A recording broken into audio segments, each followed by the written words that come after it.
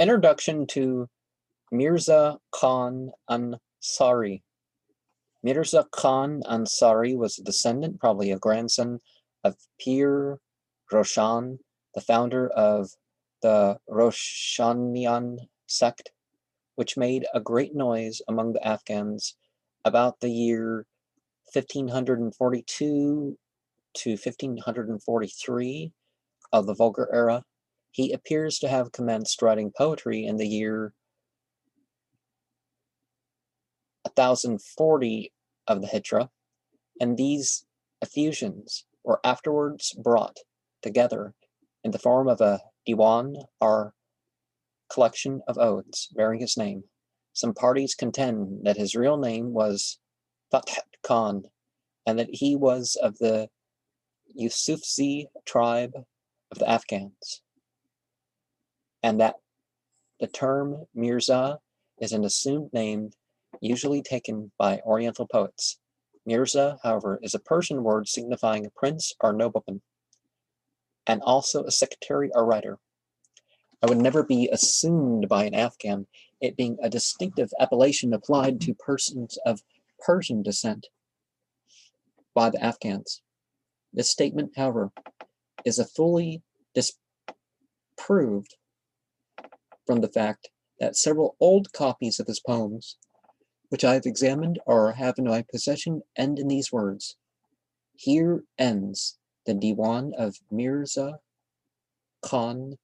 ANSÀRÍ."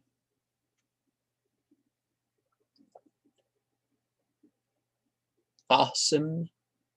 Ali Afridi, an Afghan poet of Hindustan,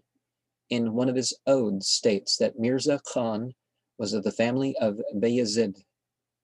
or Bazid ANSÀRÍ, who assumed the name of Pir Roshan, or Saint of Light. As already mentioned, Bazid himself, of whom it would be necessary to give a brief account, as MİRZA's subsequent misfortunes were chiefly owing to his being a descendant of that imposture, was altogether a remarkable man, and the Ansari tribe to which he belongs is an offshoot of an Arab tribe of Medina, mentioned in Al-Quran, which received the Prophet Muhammad after his flight from Mecca, and hence the name Ansari, for the Arabic word Ansar, signifying aiders or assistants. People of this tribe are to be found even now scattered over Afghanistan, the Punjab, and some parts of India. While they weren't per se a tribe, except they were a community that transcended tribe. Bazid's religion, which he instituted in the year 1542 to 1543 of the Common Era, spread rapidly amongst the Bar Pashtun, or Eastern Afghans, till at length he was able to assemble armies and oppose the Mughal government. He held the same tenets as the Sufis, of whose mysticism some account has been given in the introductory remarks, but having been a disciple for some time of the notorious Mullah Suleiman, known in the East as Jalandhari, Suleiman, from the town of Jalandhar in the Punjab where he lived, Bazid became initiated by the tenets of the Jogis, a sect among the Hindus, and became a fast convert to the creed of metempsychosis, or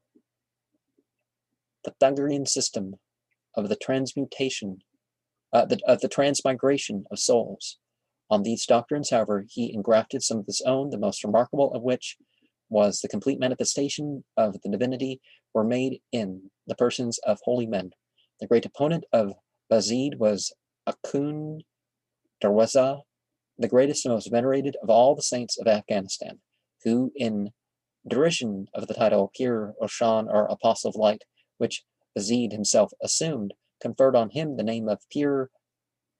Tariq, or Apostle of Darkness, by which name he is now chiefly known. Well, obviously he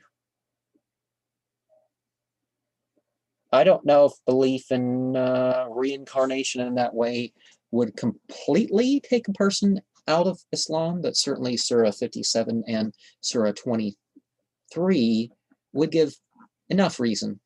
There are other passages that would give reason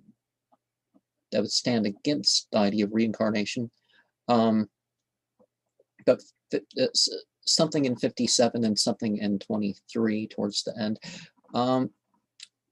is plenty for me. If there wasn't, further things from my own philosophy, using method of thinking to figure out, well, it's not necessary. Is it ever necessary to say that, oh, this person must be reincarnated because of this? I just don't see it. But anyways, but the idea of divinity being incarnated, that would have taken him out of Islam. MİRZA was a great traveler and was well known from Herat to Agra throughout the Afghan country, and also in India for himself. Had numerous disciples in the mountainous parts of Afghanistan, from Suwat and Bajawar, north of Peshawar, as far as Kandahar and Herat. He dwelt for a long period in the Rajput state of Rajwara, or Rajputana in Hindustan, the Raja of which country, although a Hindu, ever treated him with great veneration and liberality. The Mughal Emperor Aurangzeb,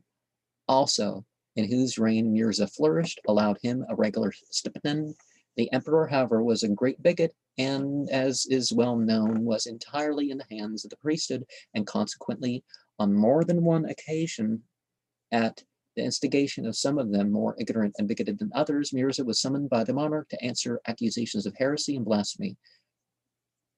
preferred against him at their instigation. The emperor, with all his bigotry, appears, however, to have had some scruples of conscience, and generally had some plausible excuse to save MİRZA from their clutches and himself from a bad name. The only reply the mullahs, or priest, could draw from the monarch, who is famous for personally administering justice, was that they should enter into disputation with the accused, and if anything contrary to the orthodox laws of Muhammad could be drawn from him, he would then consent to punish MİRZA, but not otherwise. Notwithstanding MİRZA's enemies were thirsting for his blood, still they could not succeed in drawing him into the snare they had spread for him, and the poet very prudently retired from the scene, fearing lest at some time or other they might be more successful in their machinations and bring him to destruction. For according to the well-known Oriental proverb, kings and rulers have neither eyes nor ears, and between truth and falsehood they are incapable of discerning, for the words of a few designing men being sufficient to make the innocent guilty, the unfortunates are plunged into the calamity of destruction.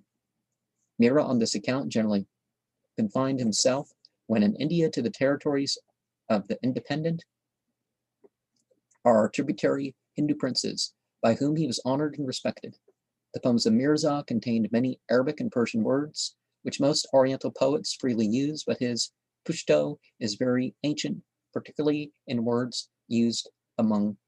the hill tribes of eastern Afghanistan in his day, which are not generally understood by the people in the present time, together with some words purely